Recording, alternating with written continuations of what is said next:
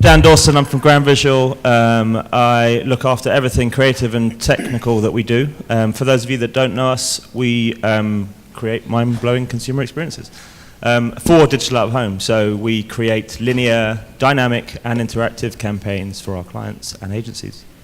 And I'm with PostalScope, and I oversee a large portion of our clients, and we have our own proprietary platform called LifePoster, which helps us deliver dynamic content to our clients, and it's something that we're like super passionate about.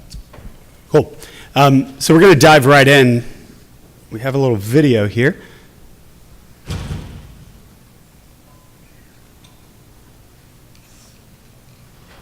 It's actually supposed to have some really good music. But what you're seeing here is some really dynamic content, different campaigns that have ran over the last 6 months to a year that's using dynamic content. Any help back there with the volume? Yeah, you got it. Little chain smokers. So again, the purpose of today is to talk about how we're using real-time data, which we'll go into a little bit more depth. So some of the campaigns you're seeing here is using all different types of formats, but integrating in with first and third-party data, as well as here with Spotify, which is probably one of my favorite campaigns that has been done in the US and the UK, where it literally took your favorite playlist and then displayed that live on digital out-of-home across the US and the UK. And you guys can dive in for some. Yeah, I think this showreel is just a best in class. I think as a company who delivers dynamic digital out of home, here in the US we're seeing it more and more. It's still a very small amount of campaigns being delivered using dynamic data sets, but I think this is the best in class stuff. Yeah, I can't, sitting at this angle, I can't really see what is actually planned on the screen, but we shouldn't even be calling it like, this is the future of out of home. Like, this is now, and this is what we should be doing. If we look at anything from anything that's happening in the online world, every time we go to a website, you are being served an ad that is personalized to you, and digital creative optimization is like one of the biggest buzzwords of this year. And I think it's really important for us as an out-of-home industry to embrace that and to think about personalization at scale, because we actually now have the ability to create these experiences that don't have to be isolated. We can put this across literally millions of digital screens and create these really personalized messages based on data. Yeah, so this is a good segue, and this was very insightful for all of us, right? So the easy way about this is look, I'm a sales rep, I'm an agency, I just don't have time, I'm not incentivized to do this, so what's the big deal? I'm not trying to win an OB tomorrow night, I just want to get through my emails, I just want to sell out of home. One of the fascinating things that we found, and Martin talking a little bit more detail, is the research that's been done by a lot of different agencies. So Martin, I'd love for you to kind of talk about why pitch dynamic digital out of home and talk about the research behind it. Yeah, we've done a whole bunch of research both in the UK and here, kind of like looking at what is the benefit, because there's no point just going, yeah, we do this because it makes a great show reel if it's not actually delivering anything to clients. But I think the biggest thing probably, and the thing that you'll want to hear most is actually when we looked at a whole range of clients who used dynamic content and who didn't. We found those who used dynamic content consistently, their budgets in out of home are 11% higher than clients who don't do it. So actually, if we think of this as an $8 billion industry, if we actually got every client to increase their budget in out of home by 11%, that's almost $900 million more dollars. And I say, it's something that we can do right now, and it does increase overall effectiveness. There's a whole bunch more slides that Ian's shown. I'm not going to go through each one individually, but you'll see by the numbers. This isn't just, this is a nice to have. It actually delivers business results.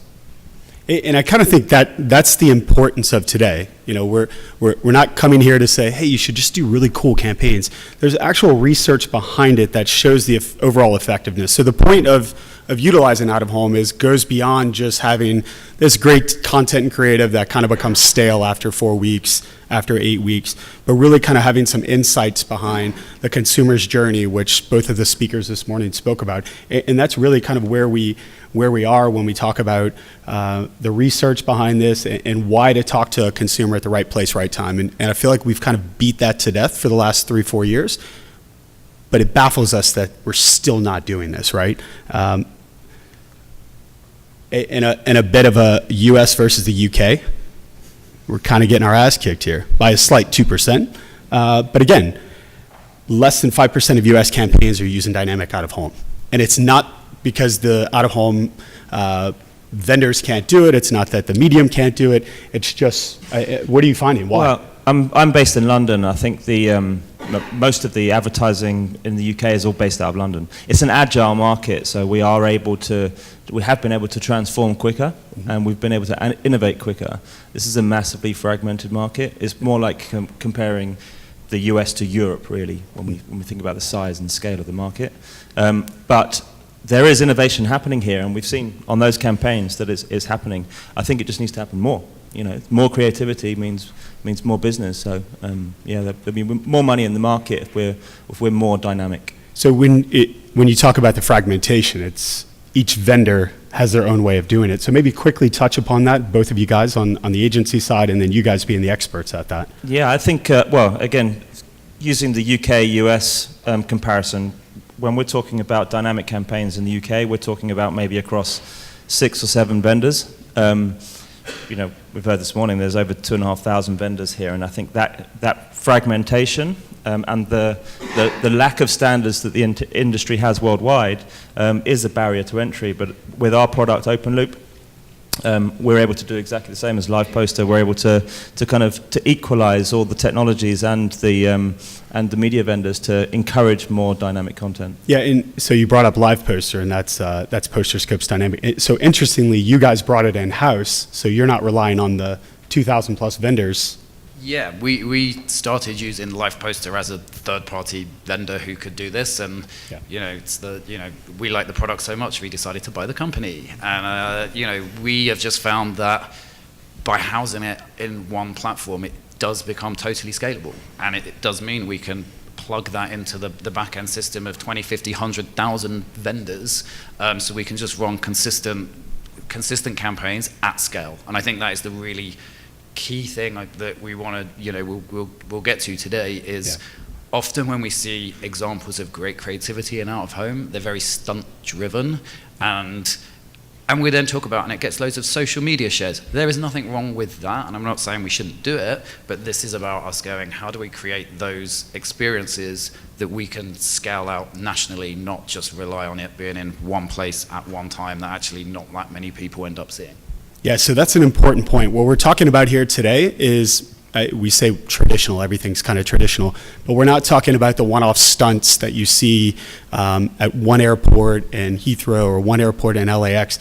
We're literally talking about the large format billboards that you're driving past, the subway ads within NYC, bus shelters. We're talking about things that we have access today that's not stunt, that doesn't cost massive amounts of additional budgets. It's literally the space that you're buying. So Dan, let's talk about audience, moment, and message. It's an important part of the dynamic aspect of what we're doing. Yeah, we don't necessarily work that closely with PosterScope because they've got their Live Poster product, but the process is exactly the same. We've discussed it over the phone.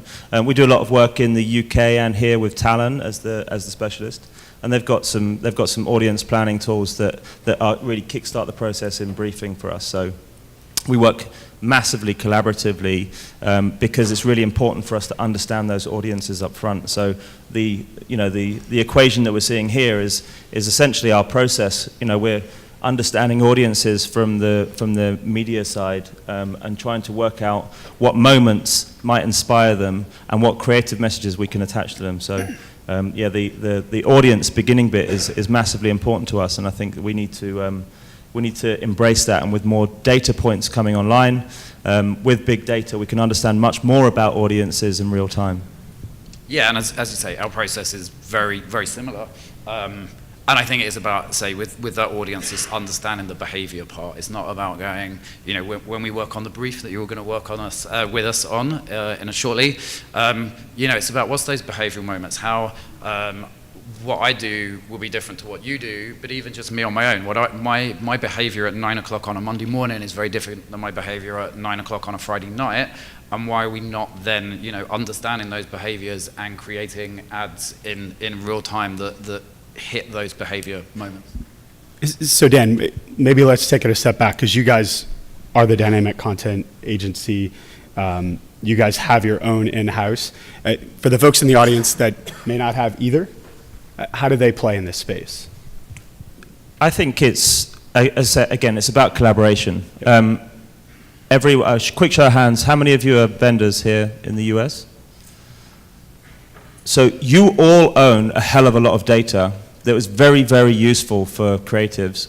It's very, very useful for specialists and buyers. You know where your sites are, you know the people that are seeing them, you know as people are driving past them, we know lots of stuff about it. So you've all got that first party data that you can share. You're a big part of the process, so when we understand where your sites are, we can start attaching moments in time to those places. So I think on the vendor side, being more collaborative about those locations and opening up those data sources will enable more dynamic campaigns. And Martin, not going too deep into the tech side, when you guys make a purchase of out-of-home space and you have dynamic content, maybe quickly touch on how the URL side of Live Poster does all the work, but the vendor side is accepting that content and creative through their players. Yeah, you weren't supposed to ask me tech questions. Yeah, that's why I keep it very high level for you. Yeah, so yes. I can do that one if you want. Yeah, you should go around that. But yes, as a platform, the whole process as well is we want to make it super simple for you guys on the vendor side. Like, the platform does all of the heavy lifting. We buy a spot on a digital loop. Our technical person does all of the technical back stuff that I don't know about. Magic. Waves a magic wand, it's done. But as that spot comes up in the loop, your system talks to this system, and whatever that data point or behavior or that moment that's going to trigger that piece of creative, it just kind of like fires in, appears on a screen.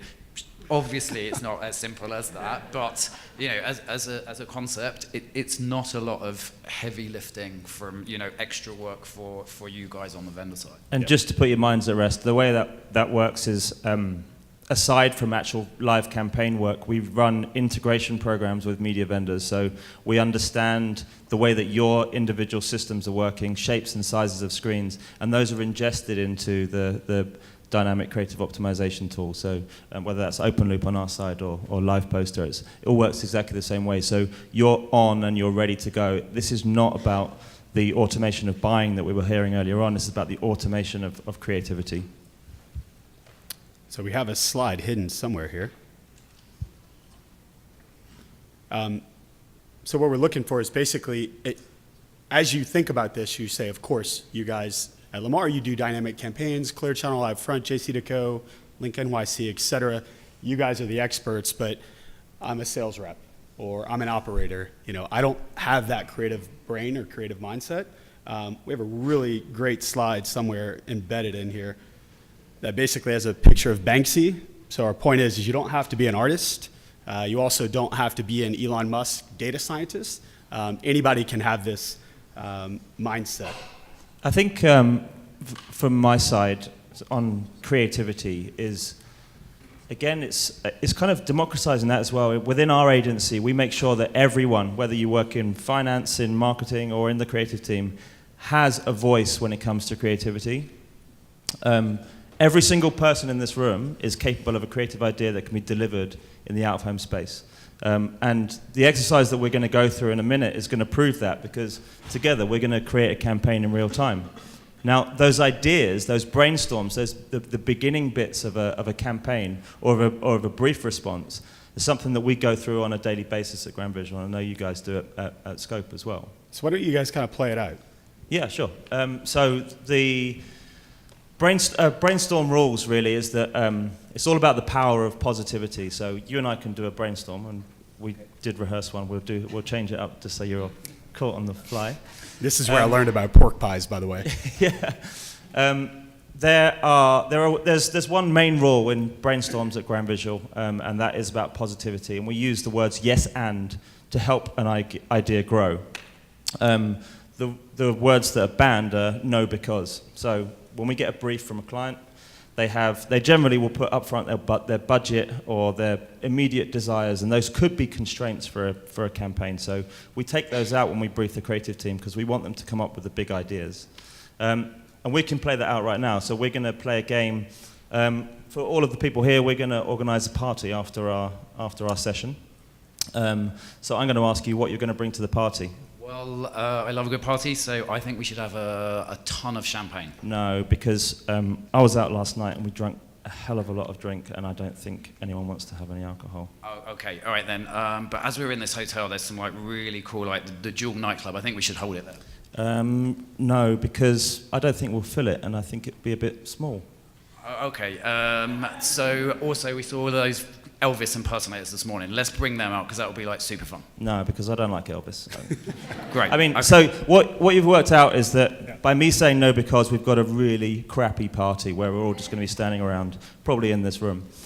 Whereas if we flip that on its head and I say, right, we're going to go to a party tonight, we're going to organise this party for all of these lovely people, what should we do? Right. Well, definitely a ton of vodka is going to be needed. Yes, absolutely. We're going to need to fill the room full of vodka and loads of mixers. Perfect. Okay, well, if we're going to have that big a party, then we need some really good entertainment. So why don't we see if we could get Calvin Harris to come? Absolutely. Why don't we do it by the pool and make it into a pool party? That would be really, really good. So the opposite effect happens when you say yes, yes, and you grow this big idea. Now, that's not necessarily the idea that we're going to put in front of a client, because the client's got $4.50 to spend on his campaign. But we can pare that down. So we've got the vision there. We've got the vision for something amazing. Now, the job to be done in creativity is to say, how do we get that back down to somewhere that the client is going to buy? And that's the thing that we work on in terms of creativity.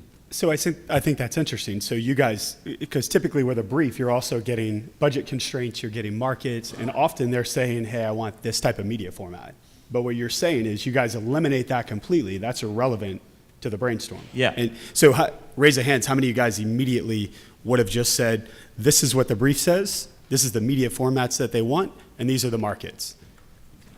The bulk of us in this room would have just said, yes, I'm going to follow these specific. Then we like you a lot. So we're going to call on you in a moment, so be ready. But the creative people. The creative people sitting up front. But so I love that, because what you guys are doing is, and also, you're not just taking the creative folks and just grabbing the creative people. I thought that was interesting. Yeah, we have, so we answered a brief last week. It was for an alcohol brand. All agency email goes out, has anyone tried this drink? And then Brainstorm was called the next day, and those people who had tried the drink came in. So it's kind of a bit of insight and research as well as brainstorming. So you get kind of immediate consumer feedback on ideas, so it's great. But I also think a brainstorm doesn't have to be, we're going to go into a room for an hour with a whiteboard and people are, I don't have time for this. And hopefully you will see in this process of actually, if you get a group of people together, you can generate a ton of ideas really quickly. And actually, if you do an all agency email and you get 10 people together, within 15, 20 minutes, you could probably come up with 5 brilliant ideas that you could take straight to a client. It's not difficult. Another interesting technique that we use is not sharing the brief before the brainstorm. If you do that, if you share the brief before the brainstorm, every single person in the room will come with some ideas, and they will be vested in those ideas before the brainstorm. So one of the things that we do is we try and keep that brief secret until just before we go into the room, and it sparks that creativity. It means that people's brains have been tuned out of work and they get straight into creativity, rather than coming with these kind of the preordained ideas and the brainstorm being a bit crappy, to be honest. And Martin, real life example, I recall we got a brief from you guys for Chevy, and it was a new truck that was coming out. And rather than just rally the team, we literally grabbed the guys in our mailroom and the guy that runs the duck farm for Lamar. I can't tell you how excited he was and the ideas that he came back. Clearly, I don't own a truck and I don't duck hunt, but it was fascinating because the other thing I'm sure you guys both find is when you're grabbing random people throughout your company, you start to create this excitement and energy. They may be the person that, in our case, in the mailroom and literally runs our duck farm, And they got super excited about it. But again, they fit the demographic and the audience of that. So I think that's important. We never shared the brief, but when we came in and we had the conversation, he said, yeah, I love that. I love the tow feature, the ability for the tailgate to drop down specifically when I'm hunting X, Y, and Z. And it was kind of fun because here's a guy that has no exposure to out-of-home or advertising at all. He runs our mailroom, and now he's a part of the brainstorming conversation. And you start to create this excitement within your company. My boss, SVP, he knows exactly what I'm talking about, and this guy has zero brainstorming capabilities, but the ideas that we brought to Martin, you probably had no idea that we had the guy in the mailroom basically help put together your campaign. And it's just another illustrative point that everyone is capable of creativity. Yes. You know, so let's do this. We literally created a fake campaign, fake brief. So I'll play the role as the agency, the brand, and then you guys play the role of the agency, and we'll kind of run through this, right? So this is a kind of classic brief that we get, or that Martin's written for us, or that any of the agencies or brands that we work with would give to us. So I think I think you guys, as Ian said, this is an interactive session. Start thinking about all the things that are written up here in terms of this brand and their brand story, the audience that they like to hit, or the creative that they've got. So start writing down some notes maybe on the stuff that you read on the board, because we're going to brainstorm immediately after this. Yeah, so basically it's a family cider company, the Northwest, so think Apple integration, 1928 founded by John Doe, Palma Hall in Washington. They still live and work amongst the farm here. So this is a classic brief that you get, but kind of take some pieces from this. Some of the objectives that we have, right? Why are we advertising? We want to grow the market share. We want to increase brand awareness. Value prop for the consumer, authentic, refreshing drinking experiences, steeped in heritage. So remember 1928 when we're thinking about this. And the very important part, target audience.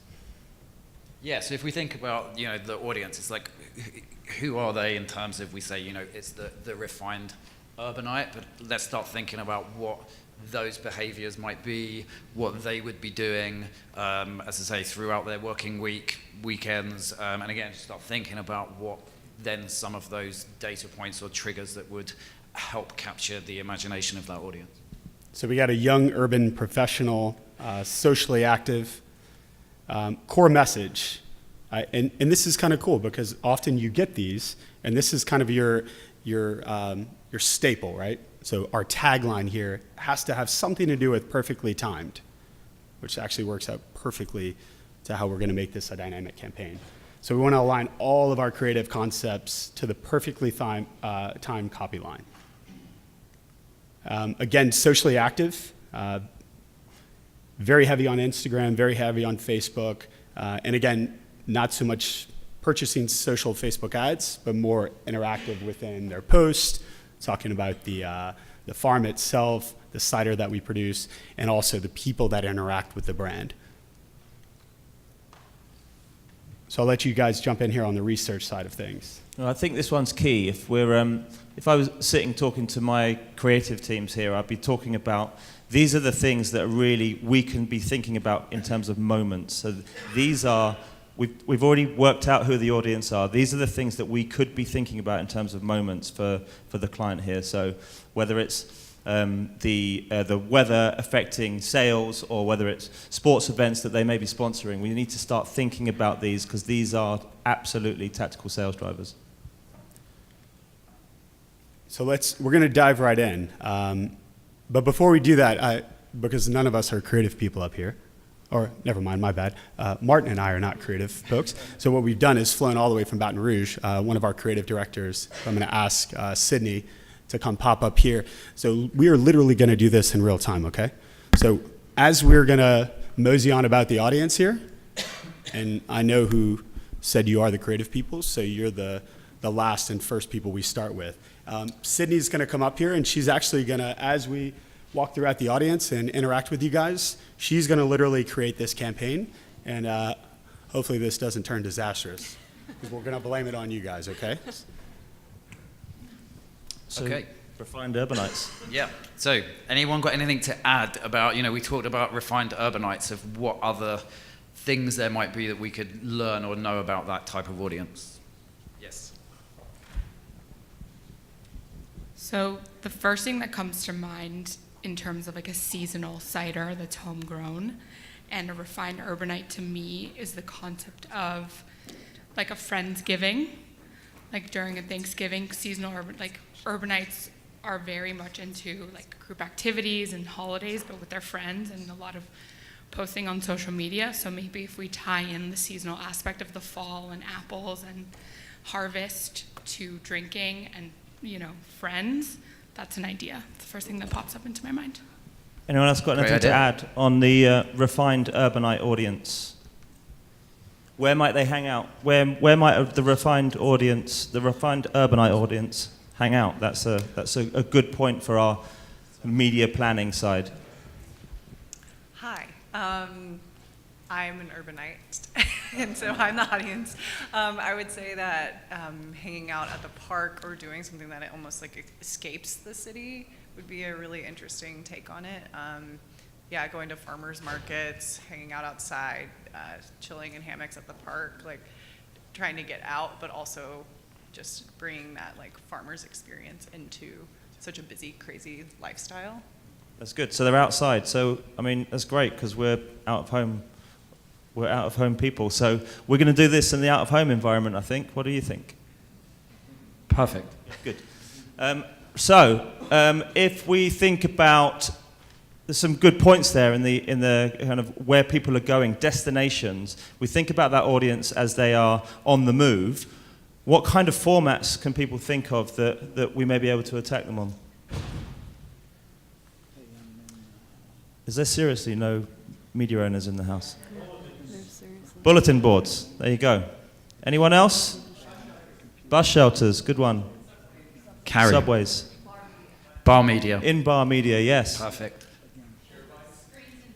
Screens and gyms, yes. Share bikes from over here. Makes sense. Taxis. Taxis, yeah, good one. So immediately we're creating a really good picture of our audience and where they go. They're going to the gym, they are on the move, they're in taxis, they're on their way out. So I think that's a good foundation for us in terms of audience and format. Let's have a think about some of the moments that they may think about in terms of having a drink of cider. So what are those points in time, those moments that an audience that we're talking about may wish to go and grab some ciders? Happy hour. It's a good one. Lunchtime. Lunchtime, yeah. 9 o'clock in the morning. Why not? Breakfast, yeah. At a jazz fest. Yeah. Festivals, music festivals is a good one. It's a good track as well. You've got people on the way to a music festival, on the way back from a music festival. It's a good one. Yeah, family barbecues is a good one. So maybe around the weekends, holiday weekends is a good one. Yeah, Yep. those moments in time where people will be out. After 9 to 5. After 9 o'clock? After 9 to 5. After 9 to 5. So the end of work. Yeah, that's good. Shopping, yeah. Apple picking. It's good. Sorry? Raking leaves. So seasonal, that's a good one because that is part of their value proposition. There is a seasonal product. There is apple picking season. So people may be seeing other stories around apple picking in the news, local news. So that's a good one.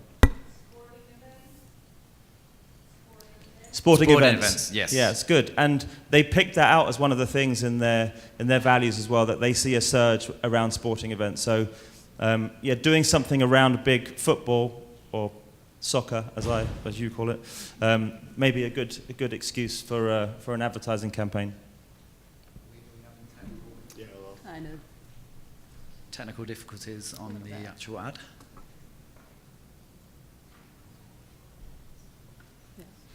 You can do it. I just have to look at the screen and drive, so I'm a little crooked here, but.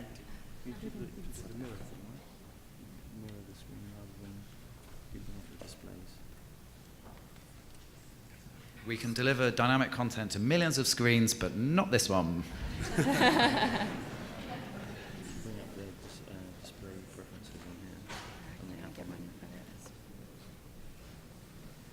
So obviously, a lot of times when we do this, we're sketching on paper and not so much having the Photoshop file. Martin, maybe.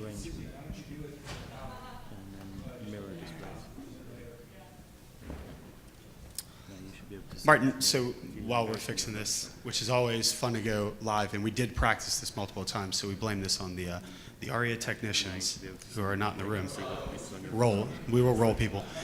So let's say your agency doesn't have a creative director, or you're having technical difficulties. Thank you, my friend. You're going to come save the day for us right now? Great.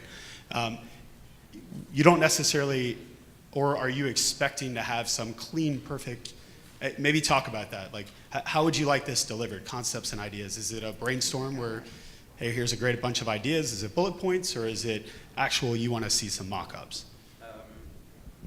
It's always great if we get to see, if we can do a brainstorm and then have some mock-ups, because I think from a client and their creative agency, for them to sort of really get the concept, it's much easier if we can go, here is an example of a morning creative, or here's an example of specifically to this location or to this type of media. But I don't think we should ever get hung up of, if we don't have a creative director to actually do mock-ups, you can still bring a lot of this to life without needing to see a picture of it. I think in the sales process, it's important. What we're trying to move away from with dynamic content is that one layout. So the creative agency charging thousands of pounds or thousands of dollars for that one copy line. We're now able to show people how the copy line can change in real time, according to different data sets, according to the weather outside, according to the traffic that they're sat in, according to the car that they're sat in. It could be using license plate recognition to understand the car as well. So what we're doing now is, with a mock-up, is you'll be able to see 5 or 6 different layouts, because as you explain that to a client, as I explain what my platform can do, I want them to be able to, I need to take them on that journey. I need to take them on that story. So I paint that picture for them as part of the creative process. Imagine yourself sitting in the car on the way home from work on a Monday. You're stuck in traffic. It's raining outside. This is what you're going to see on the billboard. Then you tell them another story. Imagine it's Saturday afternoon. You're taking your kids and your wife to a barbecue. This is what you're going to see on the billboard. And I think that's the message that we have to take in terms of when you come out of a brainstorm, to give that to a client. Yeah, and I think that's what you're seeing on the screen. Thank you, Sydney. I'm so sorry about that. But I think that's what you're seeing on the screen, right? So another question, Martin, when we're presenting these things, it's easy to give you the end product. And what we mean by the end product is what maybe you see here. And to the naked eye, that doesn't look dynamic, and you maybe rushed, or your team's very rushed, so it's kind of like, oh, that's great. You did the tagline and looks like some great copy. Maybe talk about the importance of dissecting and showing the different layers of, here, this is where we're using this content, as you can see here, having the Link NYC creative change based off of weather, based off of time of day. Maybe briefly touch on how you guys like to see that presented, and maybe talk a little bit in depth on that. Yeah, I kind of think as well, where we have quite good success is certainly once we get a client to do this once. Once they get it, we actually do these sessions with the client, with their creative, whoever they want to bring to it, because I think when they're part of this process, they become more vested in it. There are some creative agencies who will be like, this is our process. We don't want you to tell us what to do. But we just find, actually, if we're collaborative with them and get them involved, we actually find it just becomes a much richer process. And there's also things, if you have the client involved, we just went around the room saying, what did we get out of the brief? Often there's things that aren't in a brief, and you'll be on the phone with a client or in a room with them discussing this, and they'll just come up with a piece of data or something that they have that they didn't put in the brief that we wouldn't know about, that can suddenly go, great, this is a new data point that we could use to trigger what's happening. So I overheard some of you guys talking about live soccer, or my apologies to my Brit Finns, football. Often what we're doing is we're showcasing live scores, dynamic content through simple feeds. So whether you're an agency that has built-in live poster, or someone like yourself. Talk about the importance of live scores and the ability to kind of pivot. So we may have live weather, as a lot of you guys contributed, like, hey, when it's raining, index of sales go higher, and then immediately when first pitch happens or the first ball drops in soccer, football. Yeah, I think sports are obviously a big amplifier for any brand. They sponsor some brands sponsor. They could have, or they just want to attach themselves to fans as well. So whether it's displaying live scores, I personally get all my football scores on my phone and it pings me up. If it's just tweaking the copy based on the result. There are interesting things to be played in terms of creativity. So, whether it's a red and a blue creative, and the blue creative, when the blue team wins, is activated, it can be as simple as that, but it just resonates with that audience. It resonates with their mindset, and I think that's the moment in time that attaches that creative message, and that's what we've been talking about throughout. Yeah, and I think it's important to, the layers of data. It doesn't just have to be one that you go, we're just doing sports scores or we're just doing weather. It's thinking about, what are the things that would affect our behavior. So if it is raining, but the temperature is still this, is this amount, and it's a Friday, and there's a game on, does all of those data sets combined create an ad? And it doesn't have to be complicated with 12 layers of data. It could be as simple as one, but I think it is important to just to think about all of the different things and how they can kind of work together. And that's what then makes each ad so much more personal when you have the different data sets. Well, I think that's, with your research that you showed and you guys went through, that's where out of home becomes the differentiator between mobile and online, is the ability to talk to that consumer while they're on their journey, talk to them at that moment. So often, to your point, you see these campaigns that just have one specific trick, and it's weather. And let's say it's just a beautiful day, 5 days a week, that content continues to be the same. So the ability to talk to that consumer at that exact specific moment while still keeping the brand in mind. That's pivotal, and I feel like that's where the research showed that the budgets increased because of showing dynamic content, because there's value to talk to that consumer at that moment while still branding the campaign. Yeah. I've got a good example of how we use that data layering for a campaign that we did for Google Maps last year, shortlisted for an OB later, hope we win. We used multiple data points and had thousands of different pieces of creative that could potentially play. Now, that creative was all driven using the Google Maps Explore first-party data. So they had lots of data around the neighborhoods that they were playing out in. And we layered that up with real-time data as well. So we understood where the local donut shop was in proximity to the intersection screen that we were playing out on. We knew when it was busy, and we knew that people are more likely to buy donuts when it's raining outside, for example. And they upweighted that creative message and made it play. Now, the second part of that is the distribution channel. So being able to distribute that many files or that many locations is no mean feat. So having a platform that allows you to do that, like OpenLoop and like Live Poster, is imperative. So now you've got real-time data going down to each one of these locations.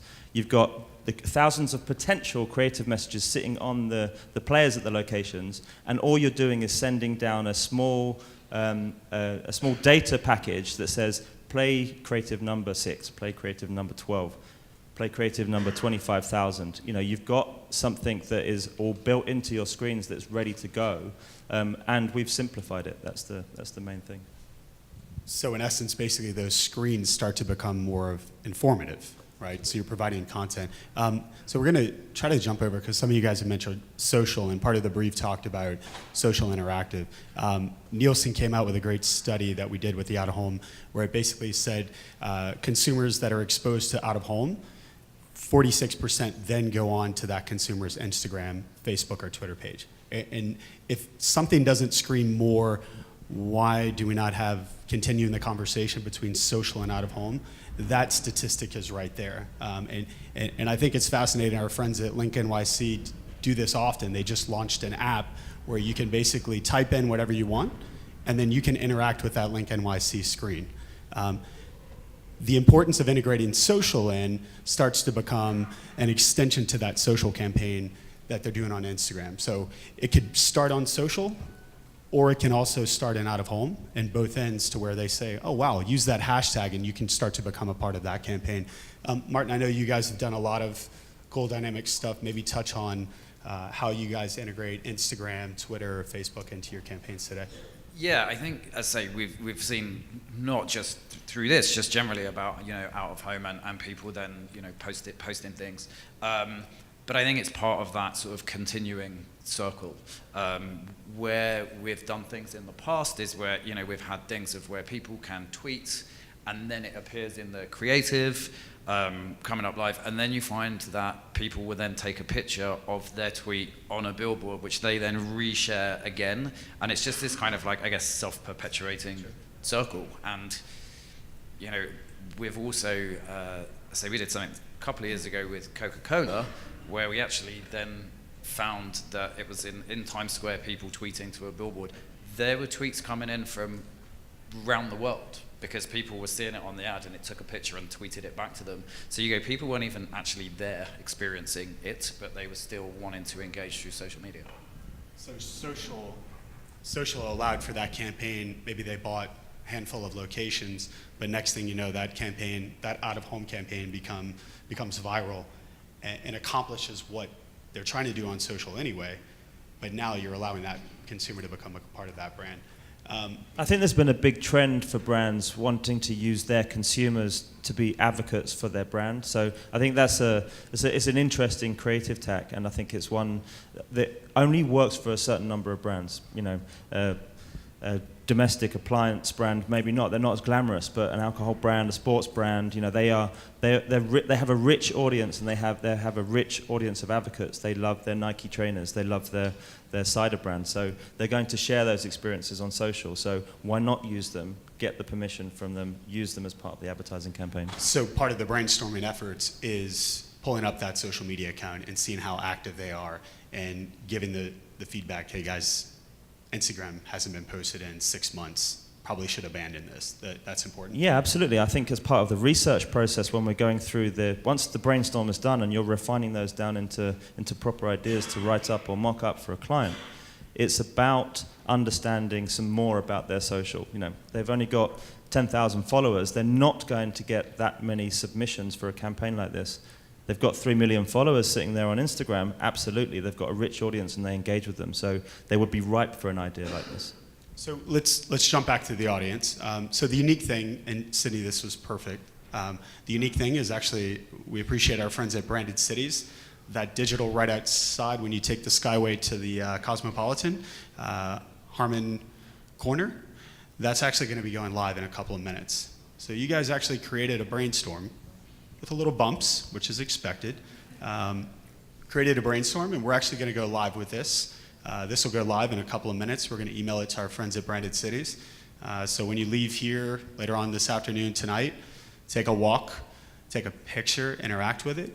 But that's the intent and the purpose of this, is to be able to move quick, to move on the fly and have things become interactive, but more importantly, transition over to what next is going to happen. I think the benefit that we have from the digital sites is the ability to react quickly as well. So we look after one of a site in London on Old Street Roundabout for Google. They have a long-term holding that sits on that roundabout.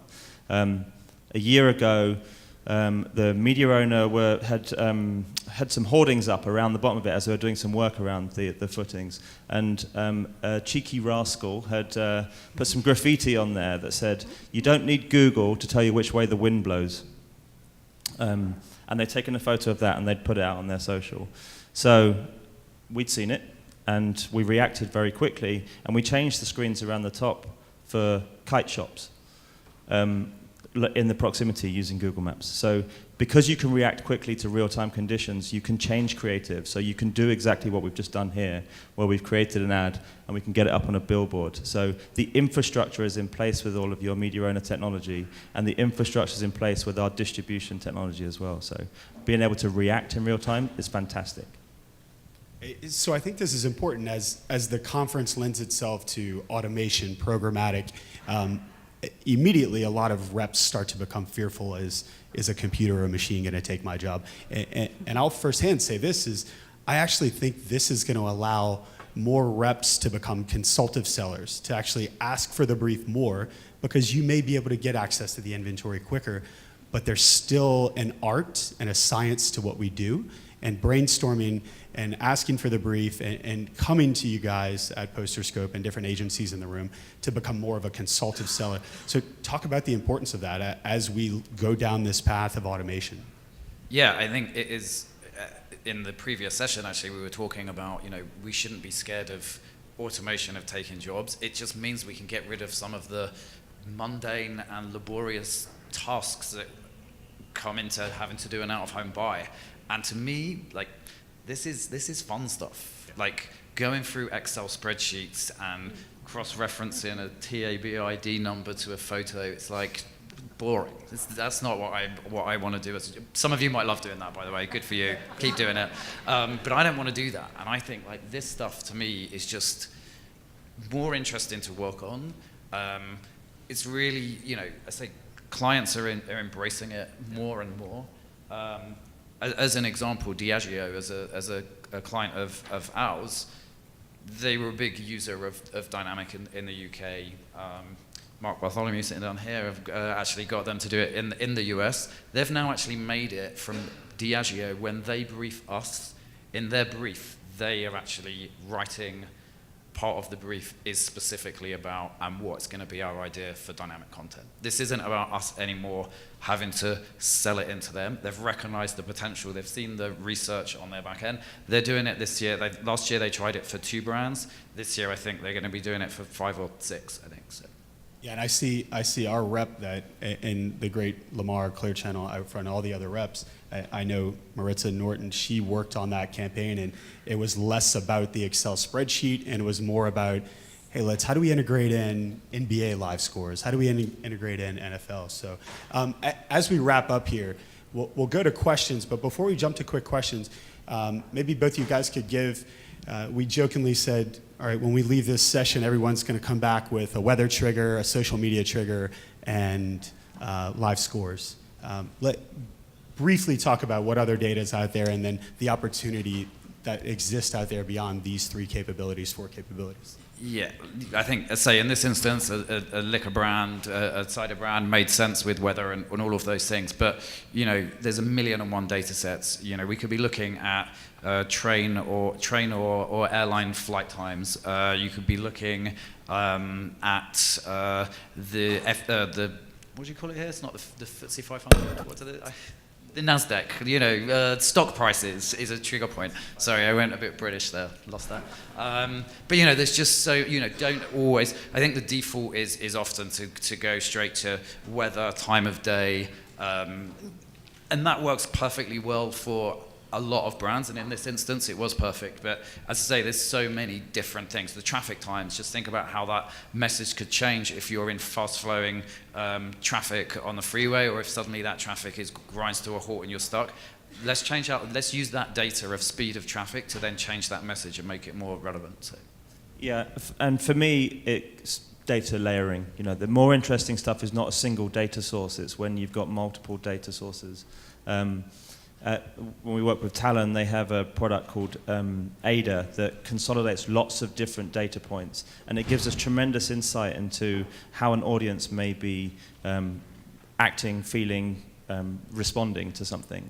So that should give us an indication of which creative message to play. And as data insights become more, I guess, cyclical in a campaign, we should be able to optimize on the fly as well. So when we think about layering up those different data sources, adding in play-out information and feedback from consumers could also be another data source. So for me, it's all about the craft of the creative and the craft of the data. So we'll jump to questions real quick. Anyone have questions, concerns? Hey, I've pitched this. How do I get in closer to the pitch? Jump down here. Thanks, Ian. First of all, Sydney, great save and great job. Well done. Great job. Great job. You were sweating it. I know, that was horrible. We were feeling it for you.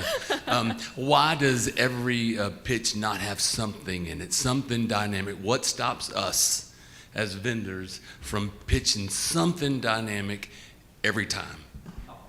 Nothing. Look, she did it just standing there with a machine that wasn't working well, right? So there's nothing, and so we're pushing it. We're pushing it. Any reps in the room that say why they don't? And it's okay that you say I'm inundated with Excel spreadsheets, PDFs. Yes. I honestly have a lot of clients that love dynamic content. The problem is the integration with either the boards or not finding the right source for the information they want, being social media, being scores of games. So sometimes the concept is more endearing than the actual production of the content. And it gets to a point like we become a production line, like we gotta get it out. We gotta get the campaign out. So we gotta have to let go of a great idea we had because we just can't integrate it with the board or find the data source. Okay, I mean, come and grab a business card from me and I'll sort you out immediately. But it is a common thing because, actually time sensitive is a problem. So, you want to go and look at a board that doesn't have the integration yet. It can't be done instantly. So there is that constraint. I think, our message has always been to every media vendor that we've ever spoken to is, let's do the integration now so we don't have to worry about it when it comes to a campaign. Because once the integration's done, it's in the system. And it's the same for LivePoster as well.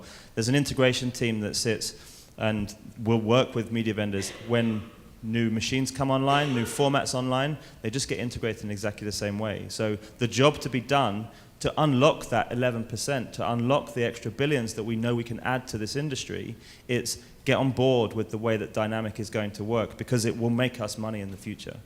So 11%, we have a massive agency up here that's doing dynamic content. If you're a vendor in the room and your screens don't have that capability, find a partner, figure out why your screens, and quite frankly, 2019, 2020, let's not purchase screens that don't have the ability to handle dynamic content.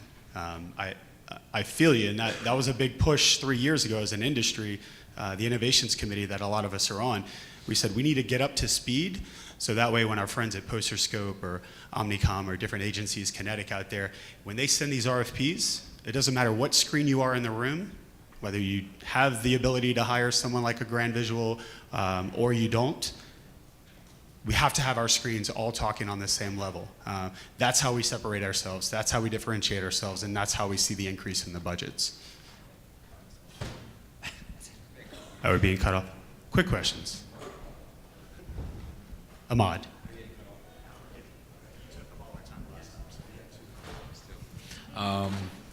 So in the digital space, they test and learn different copy all the time, different messaging. How are we taking those learnings to what we're doing with dynamic in the digital out-of-home space? And how are we learning, or how are we setting ourselves up to learn what copy, what dynamic dynamic creative works better than others? Yeah, it's a good question. We have, as well as open loop in our suite, we have play tracks, so we're understanding what exact creative message is played. Now, that all goes back to effectiveness research. So, there's a whole other strand that we need to talk about as an industry about effectiveness research, whether that's media effectiveness or creative effectiveness. And obviously, that Google campaign that I talked about, 20,000 different pieces of copy, it's, you can't measure that on an individual play because some of them may have never played, some of them have only played once. It's about changing a mindset for consumers and about context. I think it's going to be really hard to measure creative effectiveness on a dynamic campaign that has so many different facets. If it's 2 or 3 pieces of copy, yes, we should absolutely do it, but I think there's more work to be done on creative effectiveness research. Quick question for Martin. What level of growth do you expect to see with dynamic? Like, we're at 5 to 7%. Where do you want to see that go? It's a big. Like, as I say, I don't think there's an excuse where we shouldn't be doing some level of dynamic. We should have it on every brief and every plan. Will it always happen? No. But that growth number should be, there isn't a reason why 50% of campaigns that we're running shouldn't have some sort of dynamic part of it. Will it happen tomorrow? No. But you know, when we have got the likes of people like Diageo who are saying we now want to make this, you know, we want to get them to the point they'll be 100% of their campaigns. So if we can get more clients doing that, it will shoot that growth number up. So to end this session, let's ask for the brief, ask the agency for the brief, interact with the agency, brainstorm, grab the guy in the mailroom, grab the lady in accounting. This is a fun opportunity for us to do things in the industry that we should be doing. We have multiple agencies that are asking for this. They want to increase those budgets. They want to have great campaigns. And really, the opportunity for us in our medium to grow, it starts with creativity.